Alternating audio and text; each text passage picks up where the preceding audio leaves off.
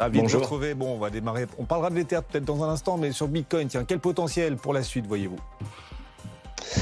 Le Bitcoin, il est un petit peu décevant. Quand on regarde un petit peu l'ensemble de la sphère crypto, on peut noter, j'y reviendrai, mais un intérêt sur quelques cryptos qui sont bien montés cette semaine. Le Bitcoin, lui, il reste coincé sur sa zone des 96 000 $ pour un Bitcoin, ce qui est une zone de support qui a été testée à de multiples reprises cette semaine, et même les jours précédents. Et là où certaines news, notamment venant de Donald Trump, favorisent un petit peu certaines cryptos, eh bien le Bitcoin, lui, reste collé à cette zone de support, ce qui traduit un petit peu un manque d'allant par rapport à toute la dynamique que l'on a eue auparavant, et notamment en fin d'année dernière. Eh bien là, on ne voit pas encore un retour à un mouvement positif sur cette crypto-monnaie.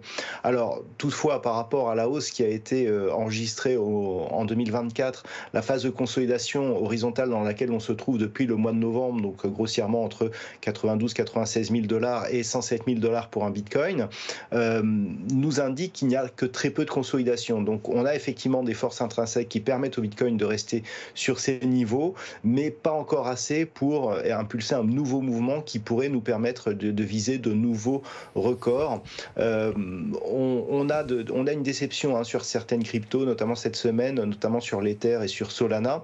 Par contre, on a d'autres cryptos qui marchent relativement bien, le Litecoin avec un effet halving, et puis on a deux autres cryptos qui sont liés à des paiements transfrontaliers comme le Ripple et le Stellar, qui, elles, ont connu une très belle progression cette semaine. Voilà, donc ce que l'on peut dire, donc grossièrement, ça va un peu mieux, mais pas pour tout le monde, et on a quand même quelques cryptos qui restent coincés sur leur zone de support.